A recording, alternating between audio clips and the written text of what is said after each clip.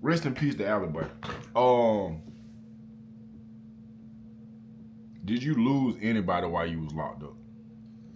Oh man, I lost a couple people, man. My first month, I lost my daddy, mama, my grandma, and then a couple months after that, one of my close partners, little man, he got killed outside of Grady by his own family. Huh? Yeah, they got into a shootout. Talking about this was on the news. Yeah, yeah. Hold on, Little bro. man used to be over here. Yeah. Yeah, the studio, drugs on. Bro, what happened with it? If you can touch on it, what happened with it? Well, I only can say what I heard. Okay. I heard like him and his family had some issues going on. Mm-hmm. Like one of his cousins, I think he had some issues with. Something happened to his little niece. I think she ended up getting hurt somehow, and it was a big argument that took place, and shootout took place, and bro lost his life. So they was at the hospital because because of the niece. Right. And they got the organ inside the hospital. Yeah, and it spilled outside, and then gunshots. Bro, when you losing these people, how did that affect you inside chain gang? In the county, we didn't go to chain. Oh, my bad. I ain't gonna even preach that on your life, bro. And bro, it's just like when people who you used to being around start fading away, it's like damn. If I would never been to here, maybe they would have still been around a little longer. Mm-hmm. You know what I'm saying? And yeah, bro. Like, especially with my Uncle Derek, bro. Like, my Uncle Derek was really rooting for me, bro. Like, he like, bro, you coming home? I don't care what these folks saying, bro. And when he passed, it's like the gates just opened up, bro. It was like I started getting so much confirmation, like. Crazy. And it was like, you know what I'm saying, the folks that I had lost, I really seen them working for me. I really seen them working for me, bro. So, you know, sometimes we gotta experience things for a bigger outcome. Sometimes it's things that beyond our understanding, beyond our comprehension. So, where do you think people go when they die? Me personally, bro. Come on with. I don't believe in death. I don't even like saying the word die. Because even right now, my son, his grandfather, he just passed away. My mama just texted me. He just passed away. He was dealing with I think he had leukemia. Mm-hmm. And he been slowly passing away these past couple of months. But I don't believe in death. I believe death is just the beginning of a transitional state. And I believe when you pass, you have the choice to either come back or to go be with your ancestors.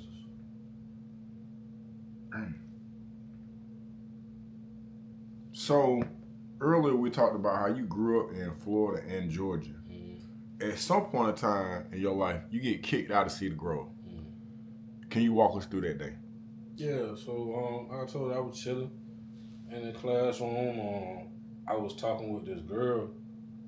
She had a little big butt on her and stuff. Mm-hmm. And I was just talking to her. That'll do it. And she had said something about my cheeks. And then Buddy was all in our conversation. He was like, he kept doing like this. And I'm just like, what's up with Buddy? Mm-hmm.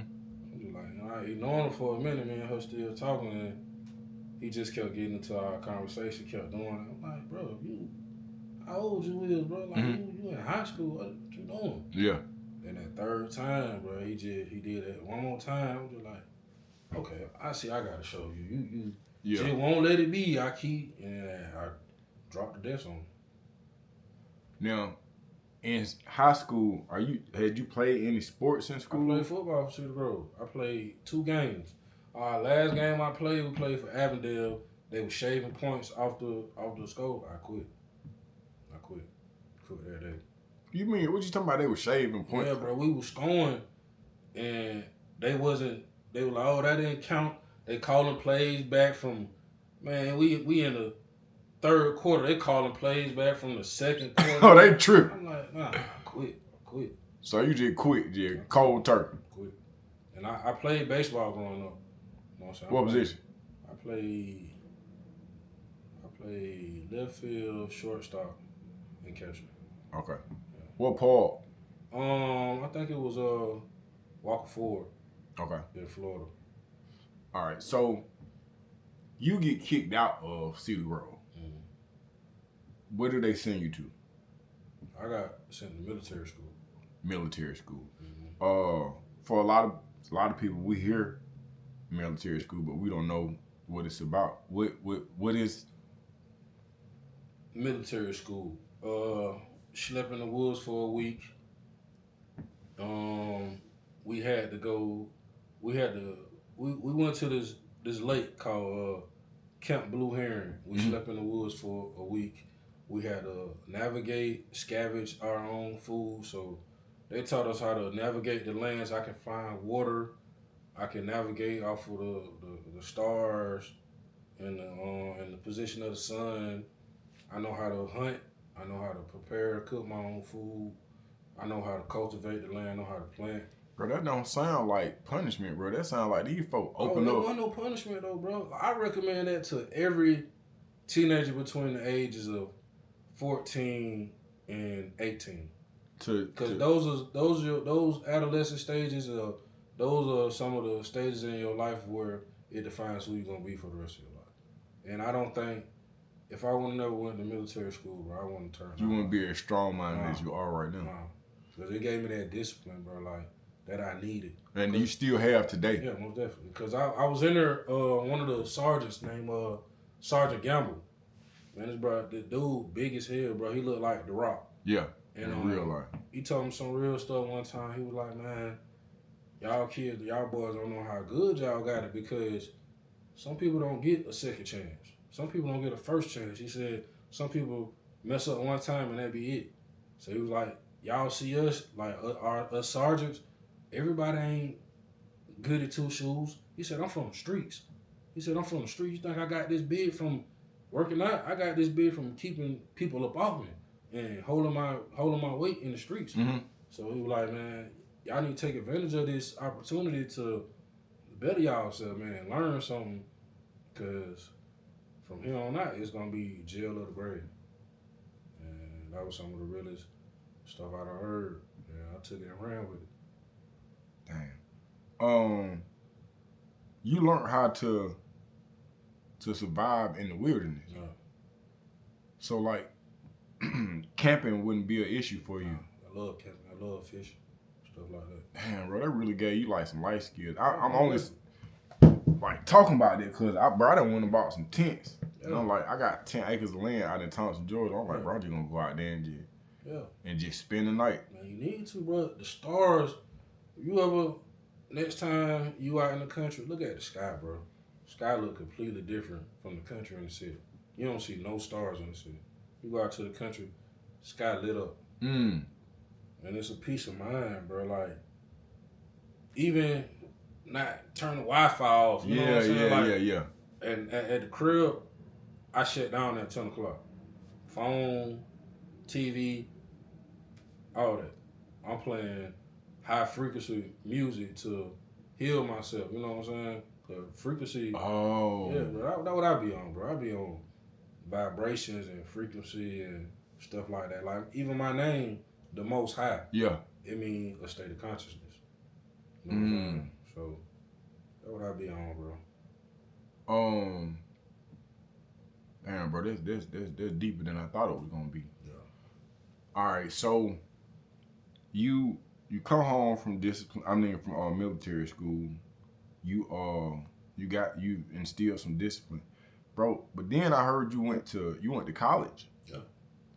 How did you get into college? How did you get to college? Well, I got black women in my family, right, who hustle. So they like, either you gonna get a job or you gonna go to school. Yeah. And I'm like, shit, let me try the school thing first. You know what I'm saying? Because I found a program for making video games, something I wanted to do. So I'm saying, where did that interest come from? I always like video games. I Yeah. always been a nerd. You know what I'm saying? Like I always, when my uncle had me fighting my homeboys and I ain't had no friends, I played the video game. That's how I kept my friends. Like, hey man, look, y'all wanna play the game? Yeah. You know what I'm saying? Let's play the game. If we ain't playing sports or swimming, stuff like that, I'm playing the game. Damn, bro. Yeah. So then you going to school for what was it? Game and simulation programming. Okay. How long do you stay in school? I was in school for a year.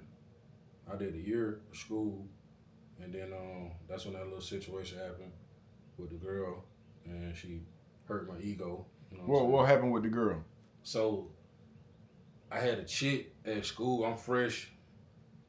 I'm catching the bus. Mm-hmm. Fresh. I got on my uncle clothes. Mm-hmm. Number 6 Olympic J's. Cause Unc is in prison. He in prison. What he in prison for? I think it was some drugs. Okay. You know what I'm saying? Trafficking. Mm-hmm. You know what I'm saying? And I'm wearing his clothes. I'm 6'2". Well, I'm probably like 6'1", 215 at the time. Mm-hmm. Unc wear like a size 8 shoe. Mm-hmm. I wear like a size 12. So I'm wearing his man, feet on fire. Man, what? I got on number 6 Olympic J, Vizus, Polo, fresh.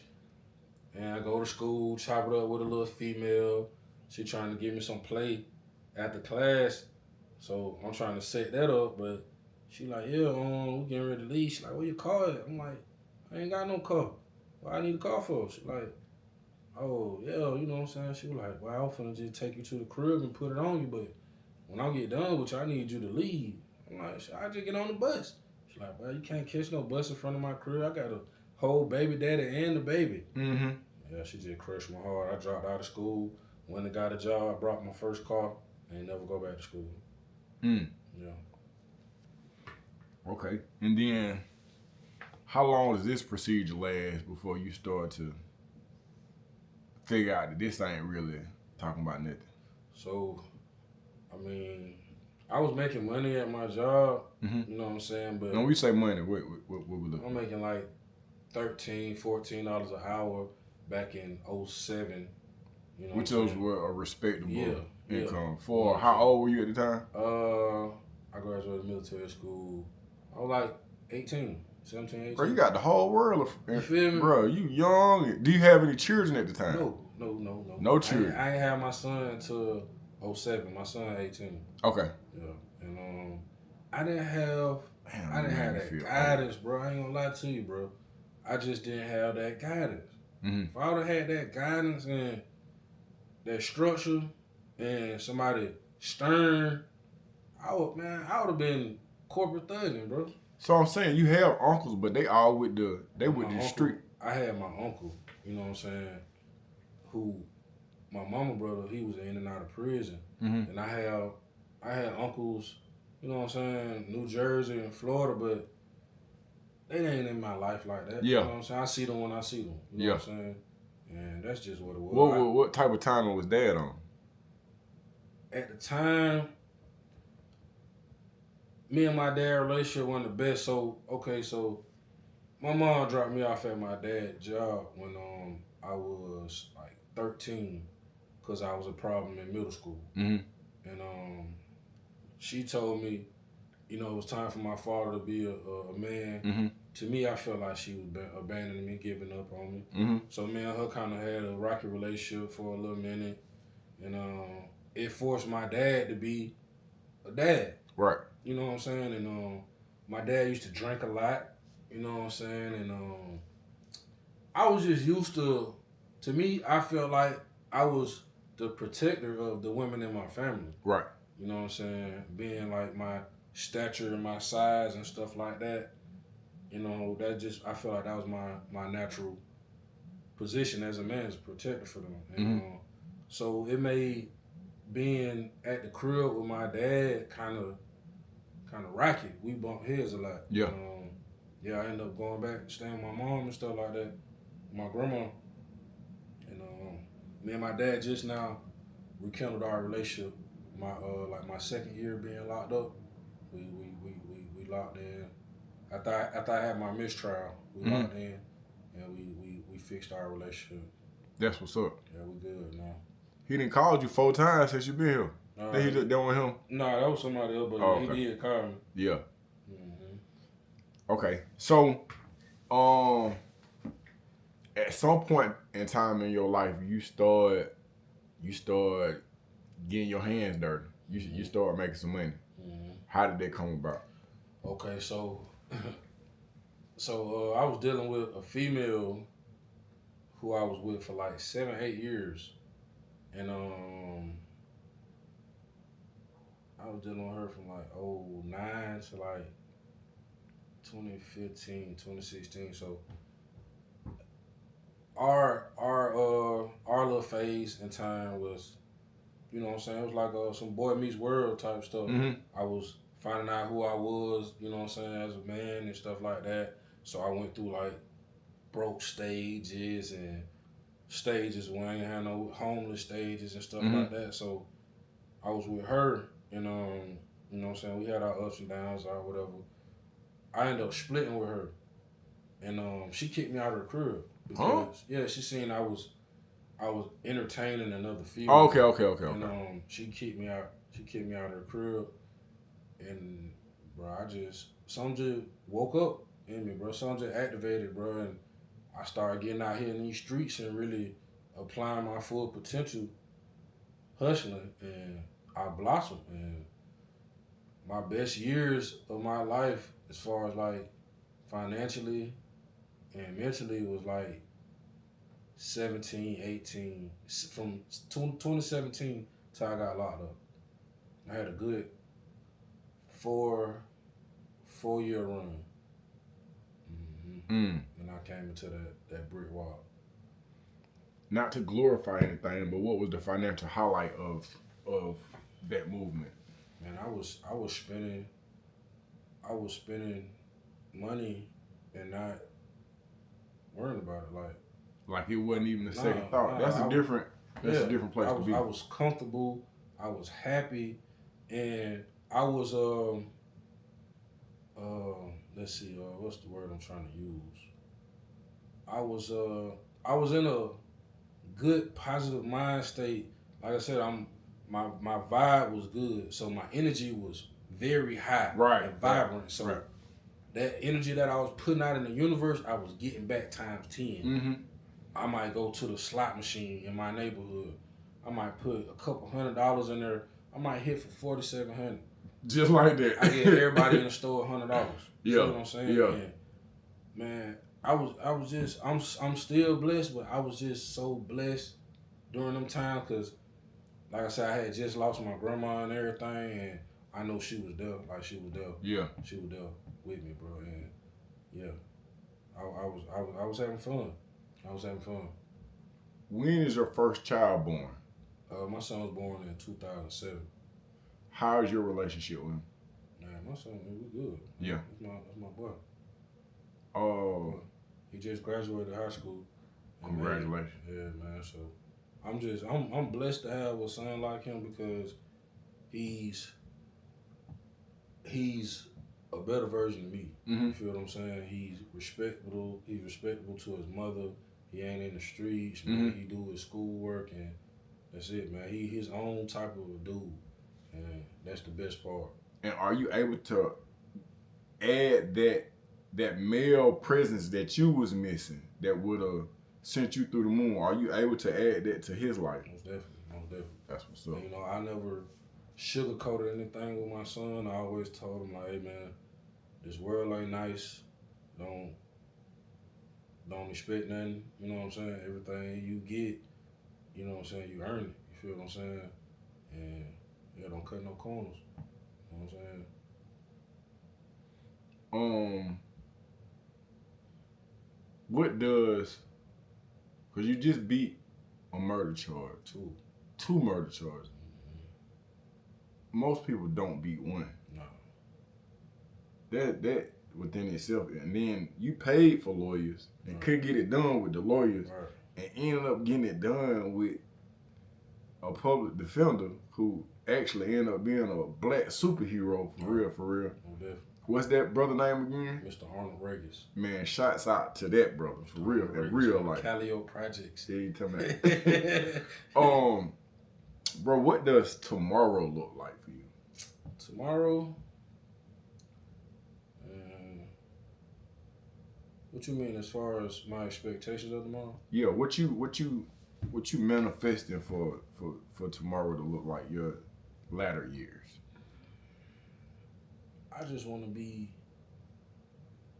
I want to be the best version of me I could be, and I want to bring out the best version of anybody that I interact with. You know what I'm saying? I just want to be surrounded by. I want to be surrounded by people who compliment each other, bro. And I want to be a template or an example of anything is possible, bro. I was just, excuse my language, man, my dick was just in the dirt, bro. Like, I was at the lowest point I could be. And God brought me through it, bro. So now I feel like He's preparing me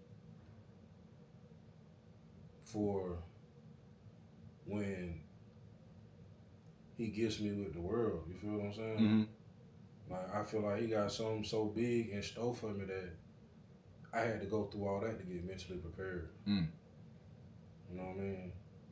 Like I said, I lost everything that I had or that I took ownership to materialistically, but I gained so much mentally, you know what I'm saying, and spiritually. That's irreplaceable. Right, exactly.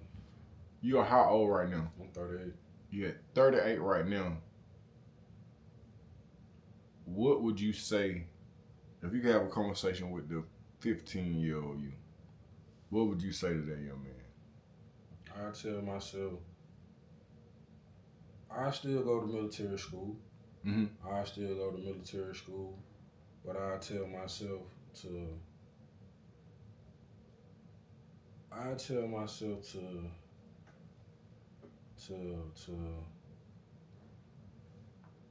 take heed to lessons that I was taught by the people I was taught them by. You know what I'm saying? Like I said, I could have had better role models, but the people that I did have in my life were staple people in my life. They definitely they contribute to the person I am today. All right. So what would be your message to him? Man, just stay woke, man. Just pay attention, bro. And man, hey, life only get harder from this point on, bro. If there is any advice you can give to a single mother who has a black male or a black female for that matter, and she ain't getting no help, and all she want to do is keep her baby free and alive, which sound real simple, but it's just right now it's just a different day and age. What advice would you have for a single mother who don't know what to do? Well, first thing I'm gonna tell her is single mothers matter because I was raised by a single mother. And Facts. I'm just gonna tell her, don't ever feel like, don't never let nobody tell you ain't enough. And everything that you do, it means something. It counts for something. Even if you ain't got no help, just keep going. Like, don't give up. And no matter how hard it get, it's only over with when you quit, when you decide to quit. You know what I'm saying? Is there a time, and I'm just thinking out loud now, when the mother feel like, bro, she by herself and ain't nobody listening. He ain't let, cause I know I done gave my mom. I gave my mom a head. Bro, and then she listened to what they saying about me. She was like, "Who y'all talking about? Ain't no one in the hell, not my baby." It's like he done did all this. Man, look, on them folks, I'm like, murder this, murder that. Who? My son ain't murdered nobody. And she was like, if he did, I'm pretty sure they deserved it because he don't mess with nobody. Right. So, yeah, my mom was ruling for me. All the time, bro. All the time. I called my mom one day. I was acting like I had that off the nigga. Get what she said? Get off the phone. Yeah. I said, Mama, gangster. Yeah. Get off the phone. Come on. What the fuck? Now my daddy I was talking to my dad about a little situation. My daddy like, what? Don't say that shit no more. Hey, no, I told him, hey man, don't say that shit no more. You hear me? I'm like, yeah, hey man, I don't say that shit no more, daddy. Right now, and I always ask this question, bro. What would it look like if, and I'm just thinking out loud, man, I'm a civilian, I'm gonna stay all the way in my lane, but what would it look like if this organization and this organization understood that they have a common enemy and or oppressor and combine that energy, that synergy, if you will. Yeah. And cause, and I say this cause I see GDs versus Goodfellas, Blood versus GD. But to me, it just looked like black people can. That's what it looked like to me, bro. That's all I see. I can't see nothing else. I like, this look like my people killing my people. So when you ask that question, what would it look like if we put these forces together? Bro, we'll be a super team. Super team. You think LeBron, Curry, and them folks is a super team? Imagine if the folks who the world is so much against come together. What would it take for those people in charge of these different organizations to see? Well, I have to assume that some of them see the power that we could possibly have. They definitely see, but a lot of things that keep us from structuring and coming together is, just to be honest, people love the chaos, bro. People love the chaos. People love the chaos, bro. Unfortunately, bro, that's true. They love the chaos, bro. I don't know what it is. That's why a person can sit on their phone and just for hours and watch this dumb crap that's on, because they love the chaos. They love the confusion, because that's how they being programmed. Bro, I got stuck in the driveway the other day. I don't know what was going on, bro. I'm in the driveway for about 45 minutes. I'm just like this. And then I messed around. I did like this just unconsciously, bro. Bro, I'm geeked up with 2 phones, bro. What? This a drug. Bro, I'm sitting here, I can't even listen to them at the same time, bro. Do you understand the retardedness that go into it? Bro, I'm sitting here, I'm just clicking. I'm just, what you doing, man? Yeah. Come on, man. Yeah. What you doing? Do you ever have a time where, bro, you able to just shut everything down and just leave the world? Yeah. By 10 o'clock at night, bro, that's when I get into my meditative state, bro. I try to cleanse myself from today's spiel. You know what I'm saying? With spilt on me, and I try to cleanse it before I get in the bed, you know what I'm saying?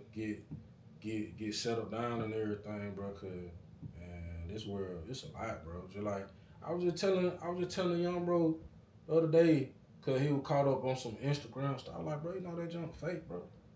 I said, bro, you determine how you want to live your life off of one picture that you see off some social media post. You think a nigga really living like that? Bro, I'm like, bro, you know how much money a nigga got to spend to keep up with his lifestyle? I'm like, bro, just be realistic, bro. Like, come on. You sitting out here robbing, killing, doing what you doing to try to uphold what you see another person doing. Mm-hmm. Nah, that's fake. That's fake. Let me ask you this. Can you give me the beginning of a very interesting story? Can you just start it right now? The beginning of a very interesting story? Or something that happened to you in Chain Gang. Maybe some ferocious shit. Because that's what we like. Some ferocious, man. Well, it was a point where I almost got hit with some gang charges in there. How? Well, it was a Mexican who was getting some stuff from me, and he ended up getting in debt, and the debt became outstanding. So I had arranged for him to get disciplined. Mm-hmm. So I had some guys get some wet towels and was whipping them. Okay. They was giving them lashes. Mm-hmm. And he ended up getting on the phone. He ended up getting on the phone trying to reach Hold on out. real quick. To finish that story, I need you got the beginning. I need for you to go to the page right here, the Most High. Subscribe to that page, cause that's gonna be the first story that he finished up. He had an outstanding balance, man. It had to be some discipline taking place, man. So I appreciate y'all looking at this video, but in order to get part 2 of this, I need for you to go to this page right here, subscribe, hit the like button, ask questions. We're gonna go ahead and baptize bro off in here, man, and you already got the beginning of the story. So there we have it.